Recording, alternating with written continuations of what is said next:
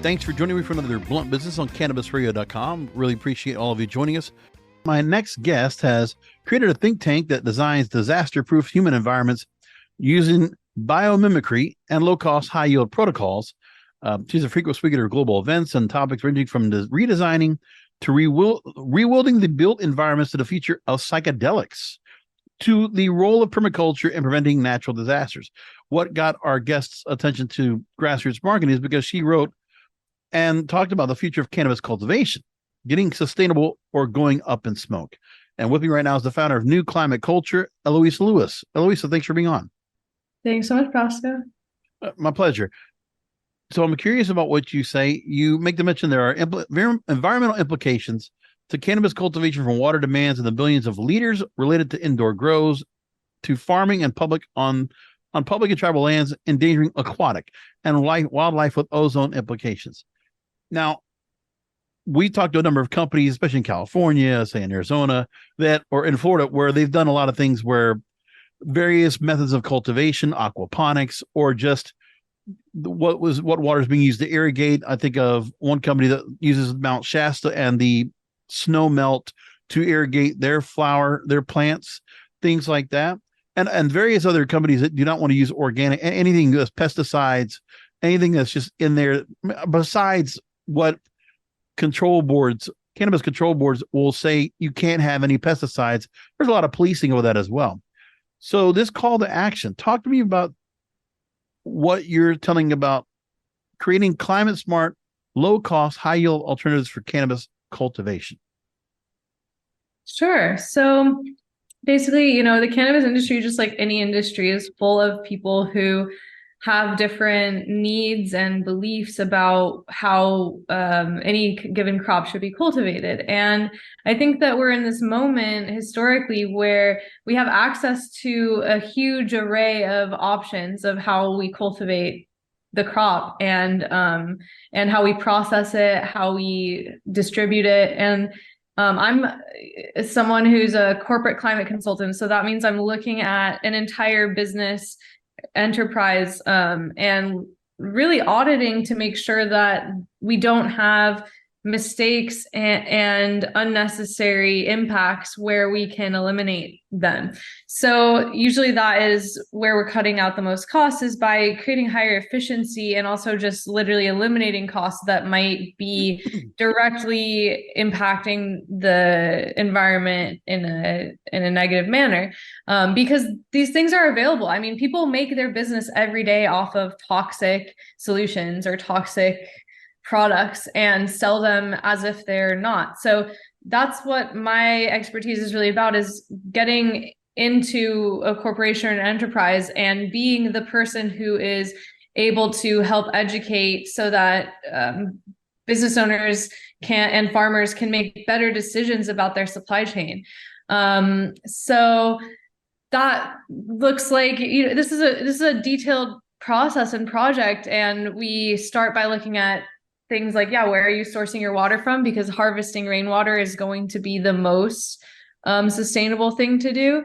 And then making sure that you're putting that rainwater back into the ground is, again, the optimal system. Because I'm someone who's interested in optimizing sustainability. I don't want to just do it 50% of the way or 80% of the way. My expertise as a world-class consultant is to look at 100% of the system and make sure that there aren't any problems in any part of it according to what current technology we have available to us today. So this might sound upsetting or jarring for some people who are currently invested in bad practices or old practices, but that's simply because we're at the nexus of a change in industry and kind of an industrial revolution that's recognizing what sustainability is and cutting out the greenwashing from those pop culture practices that are being utilized. So, right. So,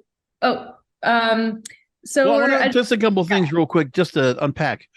Please. So for examples of those that are practicing the best possible cannabis sustainability in the current environment we have, I'm taking a story from Modern Farmer, where they're talking to someone that is a farmer that has an off-grid biodynamic cannabis farm.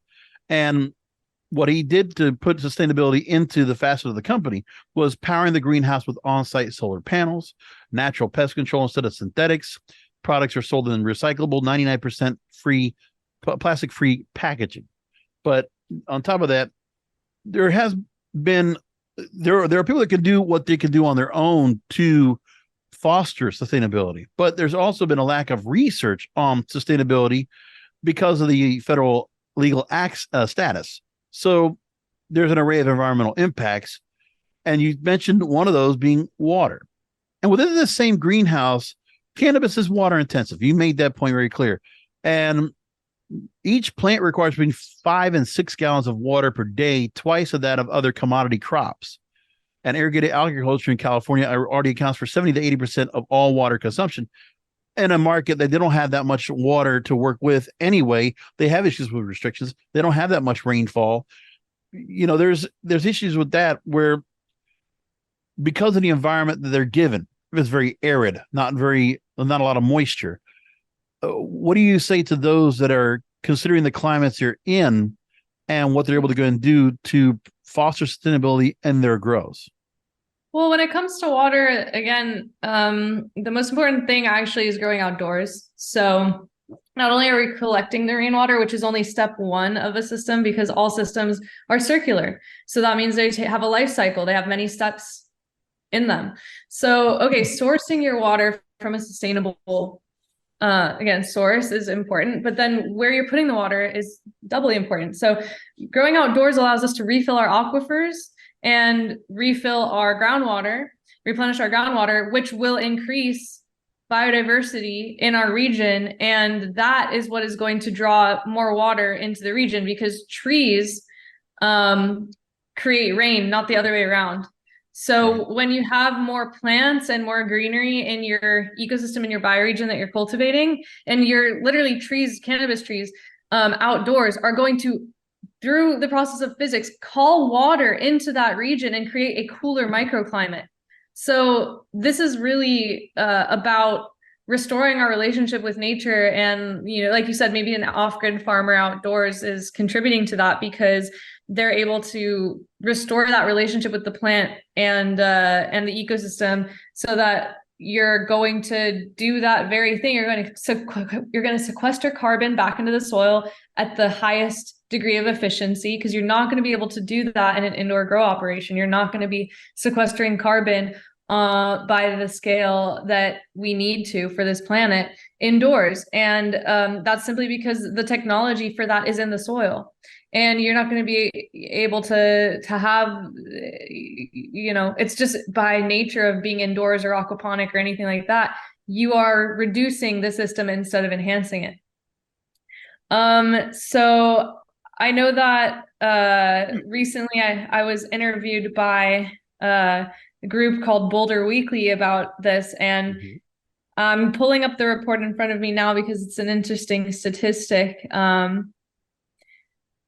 Cannabis requires more water than any other commodity crop, is what they found in Colorado. And so for that reason, we should be concerned, again, where is the water going and how is it recycling? Because if it's going down the drain and back to the municipality where you're buying it from usually, so you're buying the water from the city that's mismanaging the water, and then you're returning it to the city that's mismanaging the water, instead of returning the water into the soil, and the earth and the groundwater, the aquifers beneath our feet. That's the safest place for the ecosystem and for humans to place the water after it's been used for irrigation.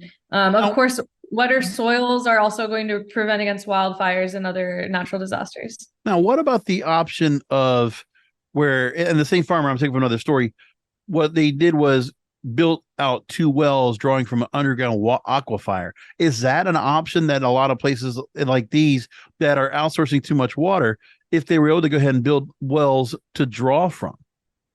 If you're going to replenish the wells, yes, but part of the huge agricultural failure of California is farmers digging wells and then basically again mismanaging the water. The water is running off and not replenishing the ground directly beneath their feet because they're not managing the soil correctly. So it's really not the solutions are maybe not as simple as people would like them to be, because it's about a life cycle and a whole system design. So I can't say without looking at the site and talking to the specific farmers, oh yeah, it's fine to just, make a well and get the water from beneath your feet. It's much more sustainable in every single case. What I can say is collecting the rainwater from the sky instead of digging into the ground. That is going to be safer 10 out of 10 times. So if you're looking for something that applies to everyone, it's rainwater. If you're looking for something that applies to some people, it's going to be wells.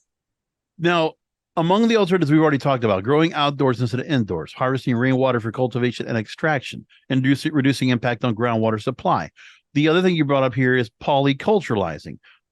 Local soils with allies like fungi, radish, strawberry, chickens, rabbits, fruit trees, as a few examples. And farming sustainably, the ecosystem around these industries would thrive with renewable resources, a detox environment, and food forest abundance for biodiversity. So you're talking about building having other grows around the plants, not anything like a rotation of plants where some farmers will just take the crops and for whatever season it is, they'll rotate the crops with something else they're going to grow.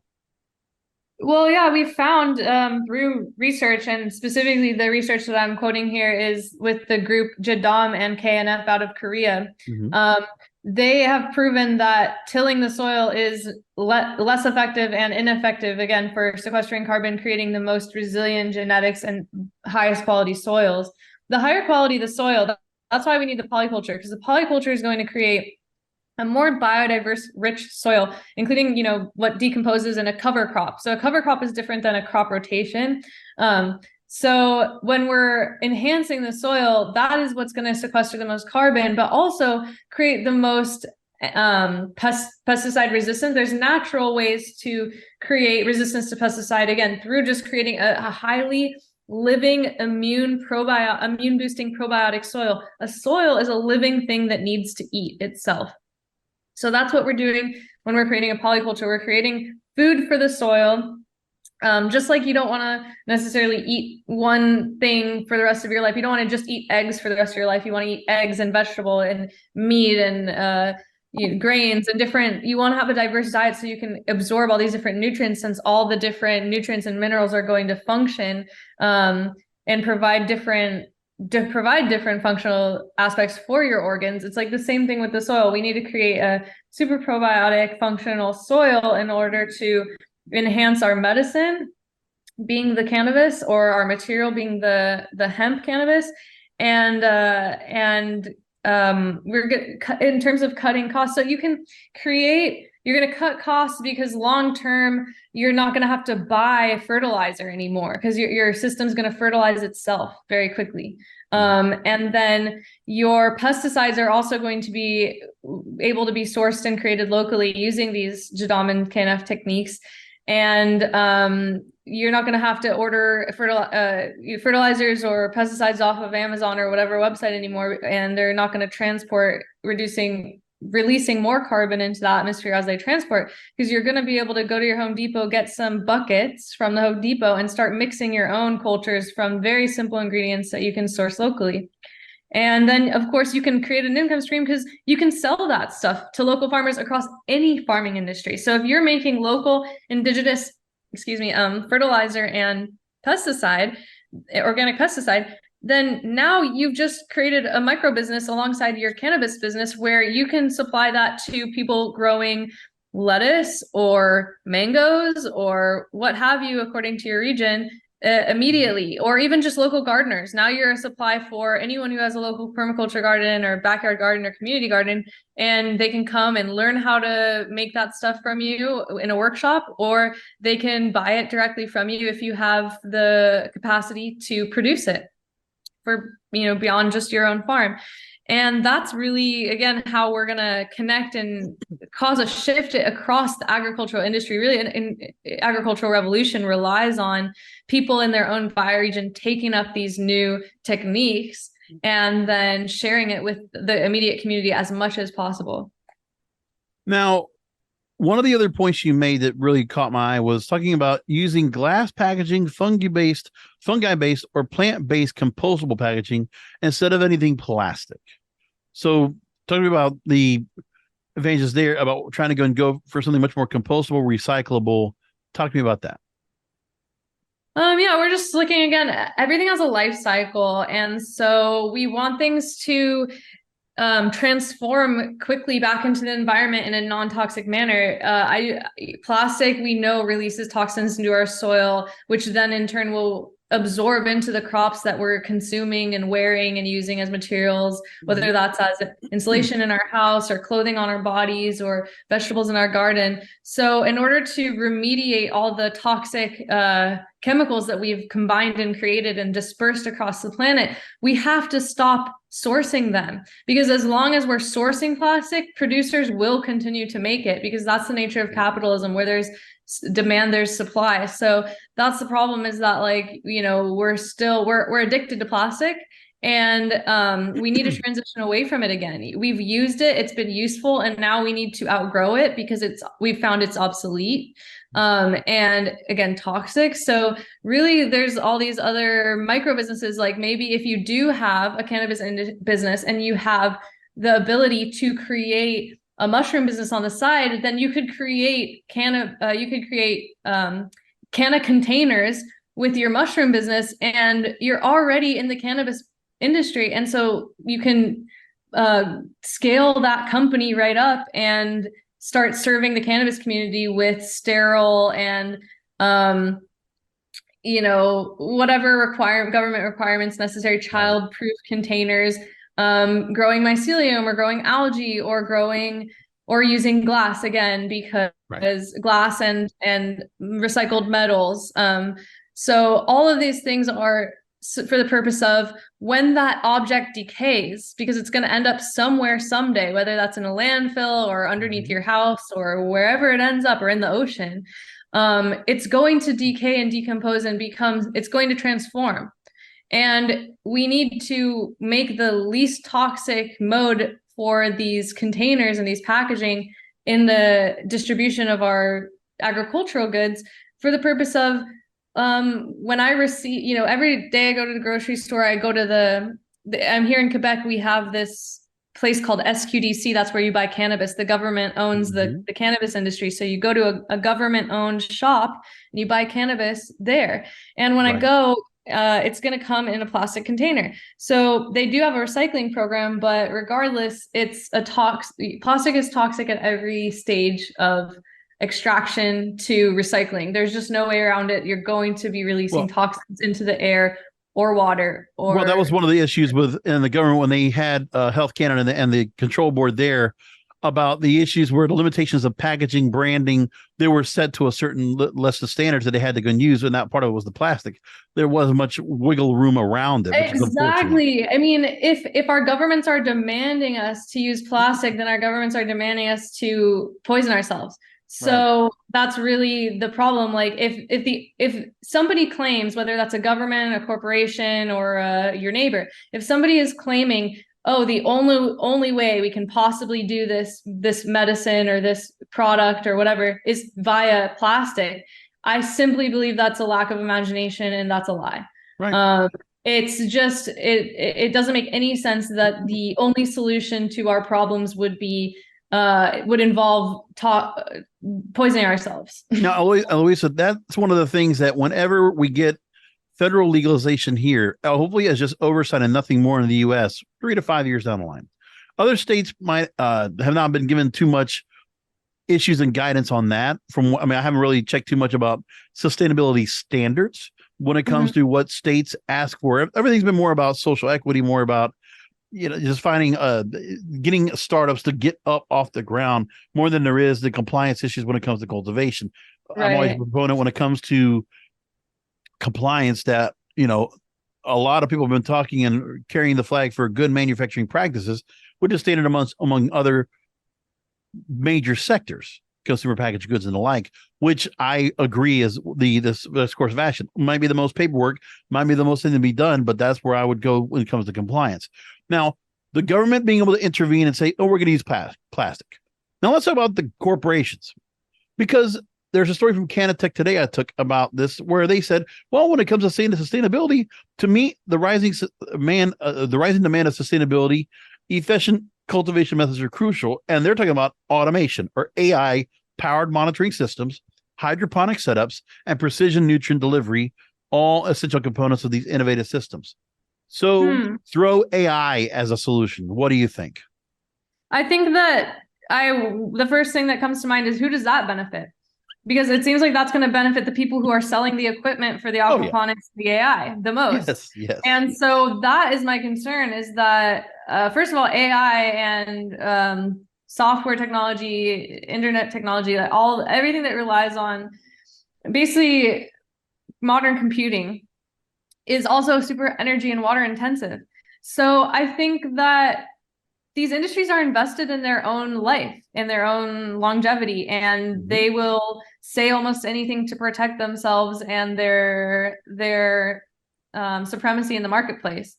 So for me, I definitely know that the lowest cost and the highest yield and the best thing for the genetics is to go back to a simpler mode where you have lower maintenance systems. If it's a high maintenance system requiring tons of electricity, tons of water, tons of equipment, that equipment eventually breaks down over time, and what you're going to go buy again more from the same suppliers. And so that's what their industry is built around, is around obsolescence. So the most sustainable practices, I mean, we look at groups growing outdoor cannabis across ancient civilizations in the Middle East and India and Africa, and they're the ones who have been preserving the genetics and enhancing the genetics for the longest, the people who have been working with the most resilient plants and some of the most potent medicines, and they have never needed to rely on AI or aquaponics or anything like that. So I think that's part of a narrative that's really dangerous and misleading.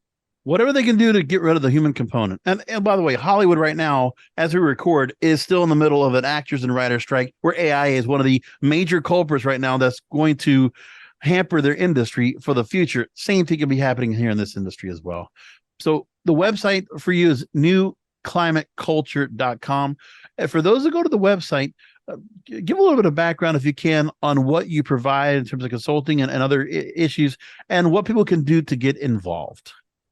Absolutely. So I do want to mention that I am working on policy with different groups that are working out of DC and across the country with psychedelic medicines. So we are working to do that, and I'm partnered with a USDA certified hemp grower. So we're really paying attention to what these compliances mean and improving them. And then beyond that, when you work with my company, so I can provide educational and speaking services for your community, all the way to auditing and design consulting, so that we can really roll up our sleeves and get into the details of what can be enhanced in your business to reduce costs and redirect your investments into safer securities for the planet. And we have really a sliding scale of very low cost options for people who just need, people who might not have the resources, but they have the commitment. So I can give them the educational tools and set them off in the right direction so that they can work with their own community to do the most possible with the least amount of information and amount of help, all the way to, I'm ready to project manage land. I would love to meet some investors who want to start up projects with me and my team, because like I said, we're ready to go. I don't have the capital at this moment to buy land and start up farms and create plastic alternatives for the canna community, but I would know how to do it. So we're looking for help, and we're looking for clients in every spectrum, whether it's just truly educational and speaking, or even a remote consulting for a daily fee, all the way to trying to share proposals with investors right now live. We're seeking investors on LinkedIn and through these media outreaches to find who our partners are going to be, so that we can make these shifts, because I'm very serious about it. This is what my life is devoted to. It's what my passion, hobby is, and especially in the cannabis industry, because we have so much potential to shift culture in not only the agricultural community, but in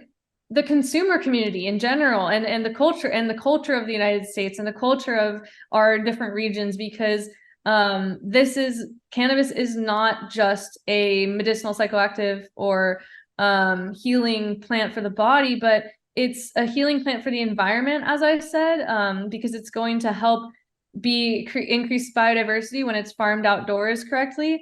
And it's also going to remediate the air, the soil, and the water.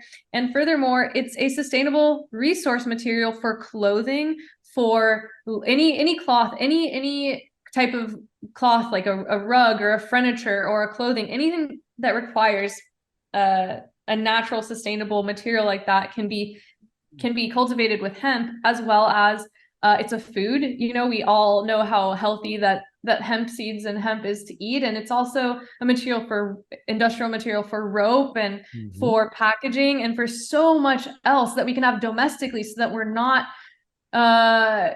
just continuing to extract and continue on with these cycles that really just poison ourselves. It's really just kind of suicidal tendencies that we have in the current marketplace. And it's because those suicidal tendencies are cheap and sell well, and they're dominant in the cultural narrative.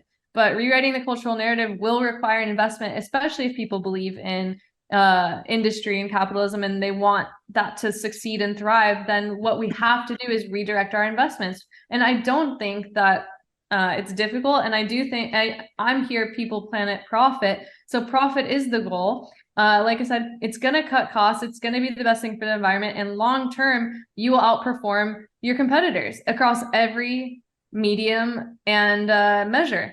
And so there's just nothing better than providing your clients with something that actually you can stand behind and say with certainty, this is the best thing that's going on in the market. And it's scientifically proven, and it's simple. It's almost common sense once you really test you can do very simple tests on the soil and the water and the air, and you see the improvement. Not only that, it's getting hotter, and dang, it's pretty hot in California and pretty hot in Florida. Right. We need to make sure that we are cooling down our ecosystems. And no matter how many Teslas you got, no matter how many solar panels you got, no matter how many wind farms you got, nothing is going to outperform biology itself. Not a single thing that humans can invent will outperform a robust ecosystem. There we go. Well said. We're going to leave it there. Eloisa Lewis with newclimateculture.com. I really appreciate you taking time out to talk to us. And you're founder of New Climate Culture. Again, newclimateculture.com. I noticed that one of the events you're going to be speaking at is Disaster Expo Miami coming up next year. And can you, I know you do a lot of speaking other engagements, but for those that might want to get a chance to connect with you on the road at a trade show, can you tell us what your current schedule is coming up for the rest of the year? Absolutely. So I do have I have 2 events in September right now, and I haven't thought beyond that. Sorry, everyone. It's been a busy year. I have an event here in Canada that's called the Cloud9 Festival in Ontario. So you can catch me at the Cloud9 Festival. It's a sustainable regenerative farm. It's going to be a beautiful musical event, and I'm going to have a workshop, as well as I'll be hosting a whole space there the entire time, so people can come up and Q&A with me during any time of the festival that they need. And then I'm also going to be at the Oakland Psychedelic Conference, September 16th and 17th in California. And that'll be really exciting. I'm also going to be workshopping there, and we are definitely here to just talk about cannabis and my mushrooms and all the different plants, everything everything associated with the psychedelic community, as we make sure that we protect the community, the industry, and we farm responsibly. We definitely got to talk again sometime about psychedelics. There's a lot we could go into there, but onto a different program that we host here on the network. But anyway, founder and lead designer of New Climate Culture, newclimateculture.com. Eloisa Lewis, thank you for being on. Thank you so much for your time. Thanks so much, Pasco. Stay tuned. We have more Blunt Business coming up after a short break. Rolling into some sponsors, but we'll be right back with more Blunt Business. Welcome back to Blunt Business. We're speaking with a guest who is with experience of over 8 years of experience in emergency medicine, educating the South Florida community on the multiple benefits of cannabis as a medical treatment for chronic pain, mental illness, seizure, and inflammation. And she assists patients in the medical cannabis card application process in Florida. And based in Fort Lauderdale, I'm here with a licensed cannabis and emergency medicine physician who works residency at University Hospital, Davie Campus, near Fort Lauderdale, Florida, and Mount Sinai Medical Center. in Miami. I'm here with Dr. Sophia Lynn Lassiter. Thank you for being on, Doctor.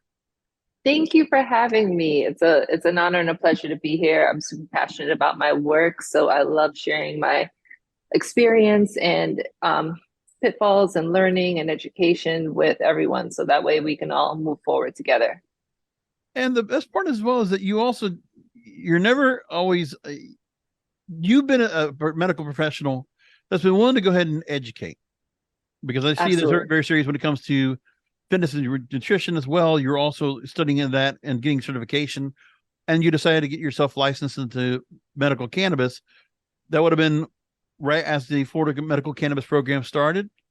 So talk to me about the transition here and what it's been to work with patients that you realize could really benefit from using cannabis as a part of a regimen. That's a great way to put it. So just a little background about the Florida medical cannabis program. Florida itself is a medical cannabis state only, so it's not recreational, meaning you have to have a Florida cannabis license to be able to enter the dispensary. The person who helps you obtain a Florida cannabis license is a certified physician. So I'm an integrative medical cannabis and emergency medicine physician. And my role in the process is to educate patients about the benefits of cannabis, and also help them get qualified for a medical cannabis card. There's over 14 medical conditions in the state that qualify. Some of the most popular ones are things like chronic pain, HIV/AIDS, cancer, seizures, and then you also have PTSD and several other conditions. But mainly that's my clientele who I end up seeing patients for. And I personally only prescribe for adults, so 18 and older. And the reason why is because for pediatric patients, in order for them to qualify, you have to have a pediatrician in addition to a medical cannabis physician sign their certification. So they need 2 doctors to authenticate their application, as opposed to 1 who's your caring physician. Real quickly, I want to ask you about the patients you've been seeing. Obviously, we have quite an expansive elderly population here. And the medical industry is it's lucrative here. Let's just say like that. I want to just get what your take is. As we mentioned, HCA is a pretty big corporate and that runs and manages a lot of hospitals here in Florida and also around the country. With that said, all that experience, your pedigree and just your education, your background gives you such an integrity and such a reputation that will come before you for people to go ahead and trust your judgment when it comes to cannabis. Why is it, as a medical professional, if you had to explain it among your peers, why is it that you can say wholeheartedly without a shadow of a doubt that you feel very confident about what cannabis is able to do for your patients? So my work at Ask Dr. Lynn, which is my medical cannabis company that I started in 2017, is completely independent without any contract or obligation with HCA Hospital. My emergency medicine work that I do is totally separate from my medical cannabis work. So it's important to keep the 2 entities distinct, because I don't want people to think they can come to HCA Hospital and request my services.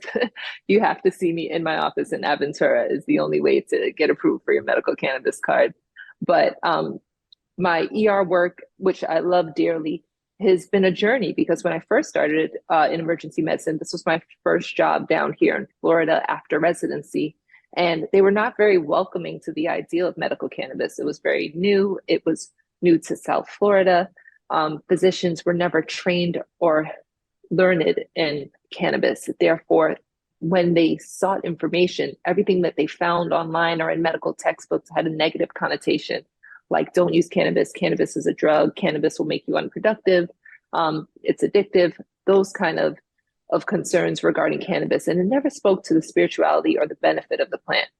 Me being from Jamaica and growing up in the West Indies, culturally, we used cannabis in many different delivery methods, whether it was a salve or a tea or a tincture. Those were our first medicines as opposed to pharmaceutical pills. So that's always been our relationship with the plant. So finally being in the United States now and practicing as a physician and a medical educator, I had the opportunity and the position in Florida to heal more patients in a more homeopathic, natural way, which people were really yearning for. They were tired of popping more pills. They were tired of the traditional routes for pain treatment or management for their nausea or inflammation. They wanted something more holistic. So that audience finds me. I don't have to advertise. Everything is done by word of mouth. They look for me on social media, search for me on websites, and they're able to locate someone that's willing to listen. So I believe in the plant because I've experienced the plant. That's been my healing as a young person. You know, my grandmother, my mom, they all used cannabis in that fashion. Now having the opportunity to use it in a more structured environment where we have mandatory third-party laboratory testing for cannabis, we have distinct QR codes that show you exactly the percentage of THC, the percentage of CBD, and the components of every single item that you purchase in the state. We are able to track exactly where it's from, when it was packaged. We have much more of a better relationship with the medical benefits of it, the knowledge, the experience, the testimonies. You know, patients are able to hear from each other what works well for them, and hopefully be more open to the concept of creating a cannabis regimen that could help them. My whole goal is to use minimal amount of medication to receive maximum relief. So I never want patients overusing or abusing the product, and it's expensive. Remember, everything that you're doing in this industry is a cash industry. So there is no insurance accepted in the dispensaries. You're paying out of pocket. So I want to make sure that they're getting maximum relief with using as minimal amount of product to have a positive experience with the plant. But my definitive, factual, kind of experience and education and belief in its property, the cannabis plant, stems from my own experience and in my journey as a professional, seeing how it has helped so many people. So yes, when I first started, all I could go on was my personal experience. But now that I have built an amazing clientele, I have the testimonies, I have support groups, I have so many other professionals that help teach me about things that have been going on the West Coast. The West Coast Cannabis Program started in the 80s. They've had 40 years of experience with cannabis. So culturally on the East Coast, we are just really catching up to things that have been ongoing for years, and we're just becoming more accepting of the conversation instead of stigmatizing patients who use. So there's a lot of things been happening in terms of the growth of the medical marijuana program in Florida. Number one, we're closing in on a million patients having a medical marijuana card active to be able to go ahead and have cannabis dispensed to them. Well, the fact that we've already we're waiting to go and see when adult use might become another ballot initiative. We know the signatures are trying to be pushed across again to get another petition so that the 2024 ballot will include a chance for Floridians to go ahead and pass. But until then, what we've had is extra time for the medical program to really take shape. We obviously laid the land of which companies are running and whatnot without the recreational dispensaries yet in place. I always thought the fact was that for anybody to go and adopt cannabis in the first place, to be able to go through the medical side of the program first before they go ahead and go recreationally on their own, you want to have that set up first so that people get a responsible way of consuming, and then they move themselves into, if they want to have it where they have an understanding and they've been under the program, they can go ahead and purchase what they want and they'll have a good understanding of it. But what do you think about the fact of, with the patients you work with, that if that's something that can continue to be the path or the journey for people to go ahead and accept cannabis as a treatment?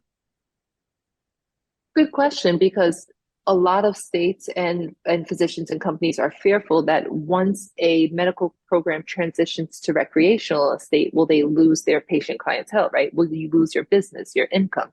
There will always be a need for physicians, and the patients who need them in order to help them understand how to microdose, how to ingest, what's the best time of day, what's the method of delivery that you should use.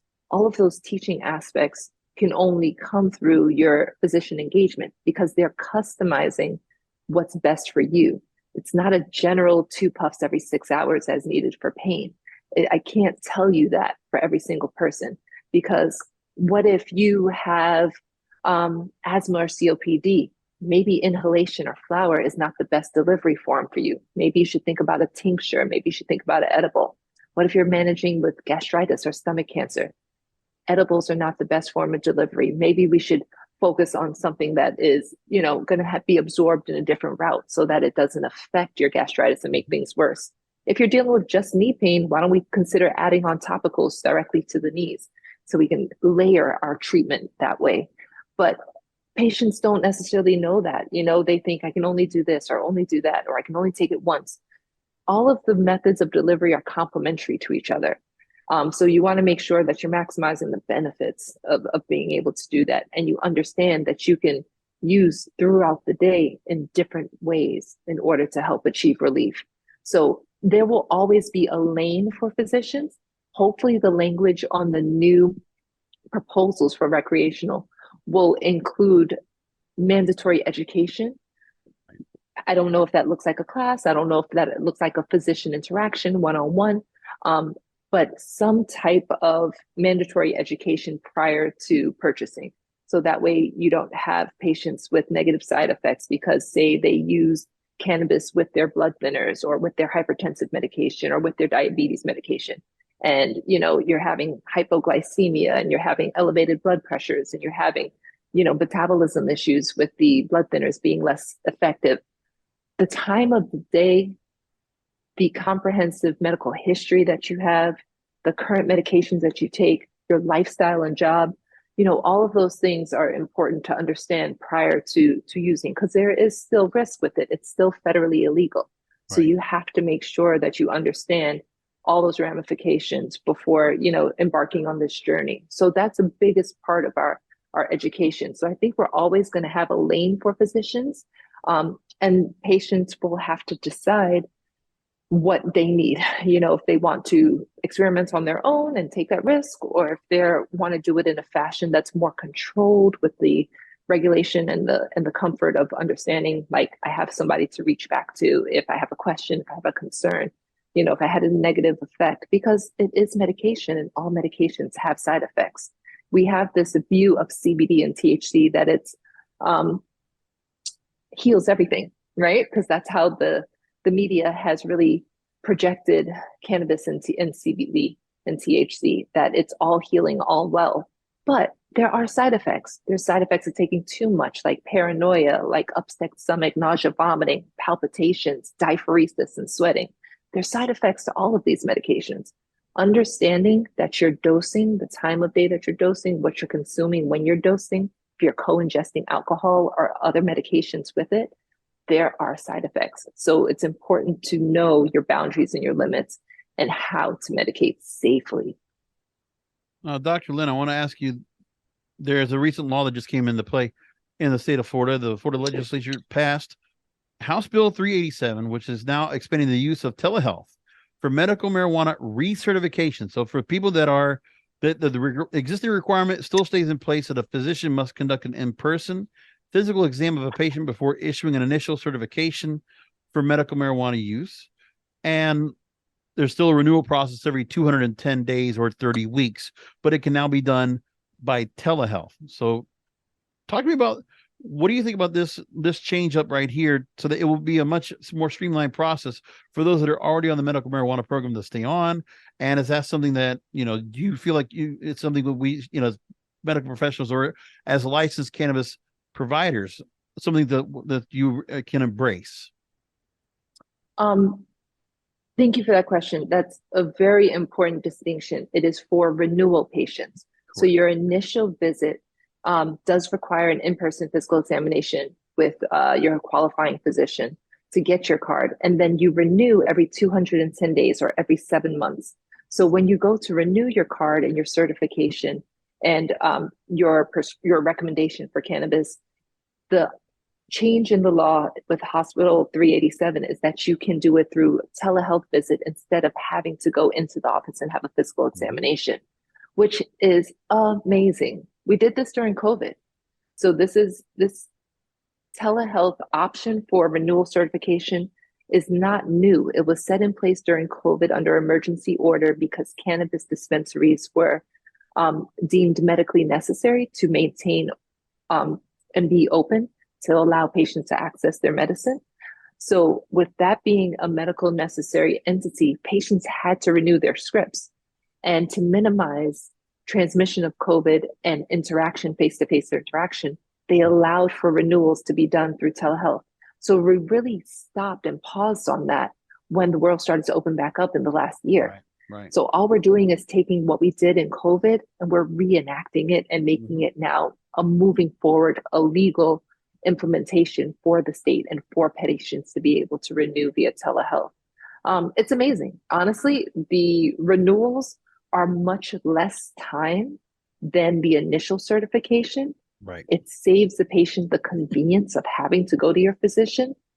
Many doctors post-COVID are continuing telehealth inactions and orders. So for us as physicians to be able to mimic that same model and help patients conveniently access the medication they need, we're going to have a better retention program and we're going to have more patients on a timely renewal as opposed to lag between your expirations. Every 210 days has to be renewed in order for you to access the medication at the dispensary. Right. If your certification is not renewed, you might still have milligrams there, but you can't access them. Right. So regardless, you have to do that. And for oftentimes patients will run to the dispensary just on a whim, like, hey, let me pick up something. And then they realize, oh my gosh, I need to recertify or I need to renew. So if they have to wait a week for an appointment with their physician and, try to schedule them, get them on the phone, all those inconveniences, it's a deterrent for patients and it can have them turn to their previous method of treatment, which may have been opiates, which may have been narcotics, which may have been benzos, which may have been black market cannabis. If they were formerly using any of those methods and cannabis helped to wean them off or eliminate that use, Right. and now they're exclusively using medical cannabis, by discouraging them and making it difficult for them to get to their physician to renew their certification, they are more likely to go back to that method, right? So we want to make it as easy as possible, as convenient as possible, because that's the way our world is. We want instant gratification. We don't want that lag time. So I think it's going to be super great. I already know my patients are waiting for it. July 1st is supposed to be the start date for this process. Right. Yeah, so they're anxious. They're ready. Yeah, July 1st is the official when the law goes into law, and it's just a matter of Governor DeSantis getting off the campaign trail for just a minute just to sign it, but it'll be put into place. So that's great news. Now let's talk about the fact that your practice actually is set up as that.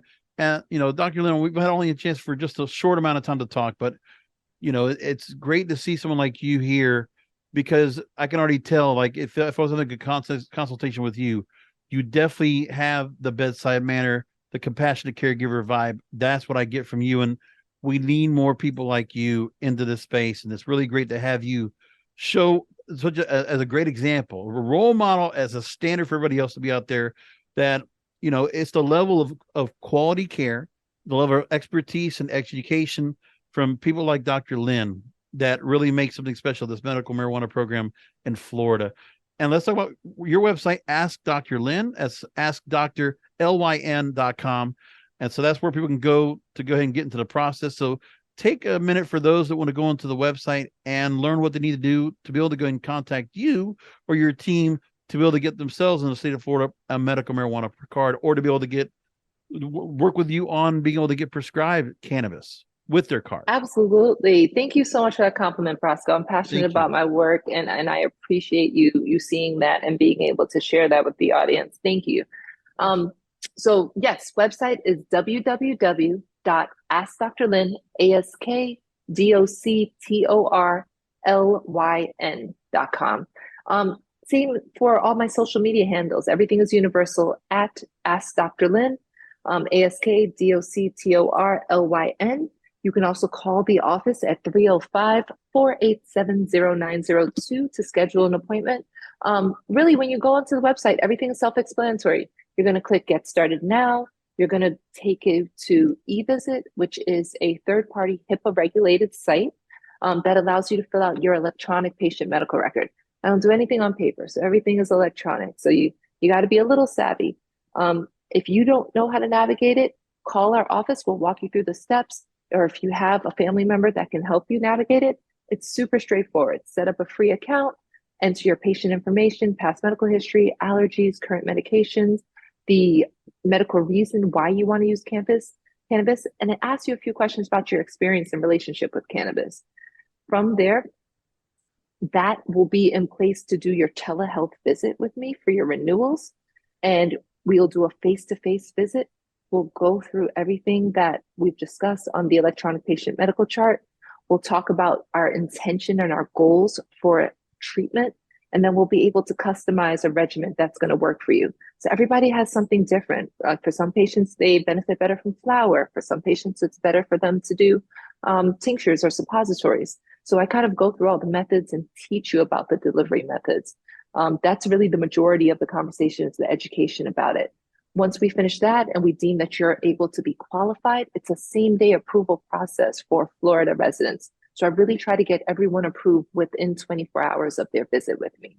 The state fee for the card is $75 to maintain it for 1 year. You can also have a caregiver if you need to. Many of the dispensaries have amazing delivery services. So they'll deliver your product to you, so you don't even have to go to the dispensary.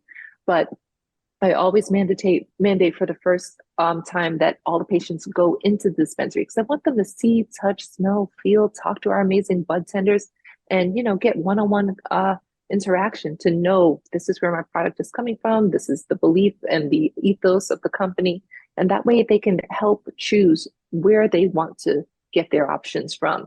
I tell patients, you're not married to one location. You can go to Cureleaf, you can go to Trueleaf, you can go to Move, you can have particular items at each location that work best for you and choose and pick. So that's a great thing about the registry. You enter the milligrams that are appropriate for the patient, and they're available at any of the 500 plus dispensaries in the state of Florida. So you don't have to feel obligated to one dispensary or the other. But the most important thing is using minimal amount of product, because it is, cash out of pocket. It is an expensive investment in your health. $75 annually to maintain the card, monthly fee for the product that you decide to purchase, which can run patients anywhere from $100 to $150, depending on how often and frequent that you use. The initial fee for our visit for new patients is $249, and renewal fee is $149. So we renew on a 7th-month cycle as needed. So I try to tell patients, please, please, please stock up on product towards the end of your certification, so that way it can carry you a few extra months and you don't have to renew at the actual 210-day mark, but Right. You can bridge for a little bit of time. Because if you don't, then you're forced to renew in order to access those milligrams. But it's been a beautiful journey. Hopefully patients are able to learn a lot and teach others, because the product and the process will continue to grow. The more patients we have, the more dispensaries we'll be able to get, the more licenses will be distributed.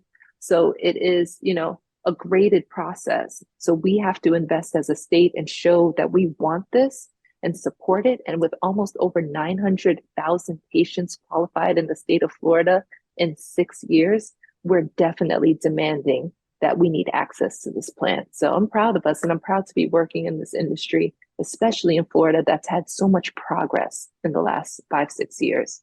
Agreed. So thank you, Dr. Lynn, for being on with us. So I really appreciate you taking time out to go ahead and speak to us all about this. And I hope we get more people to go ahead and get into the medical marijuana program, and hopefully go by to your website, especially if you're within the area of South Florida. You can make your way and connect with Dr. Lynn Lassiter. Make sure to do so. AskDrLYN.com. And again, been graciously happy to go and have on licensed integrative medical cannabis and emergency medicine physician, Dr. Sophia Lynn Lassiter. Thank you for being on with us, and let's definitely keep in touch. Thank you, Brasco. Look forward to talking more. I'll keep you up to date. I appreciate you and this opportunity. And thank you, listeners, for tuning in. We'll talk to you next time.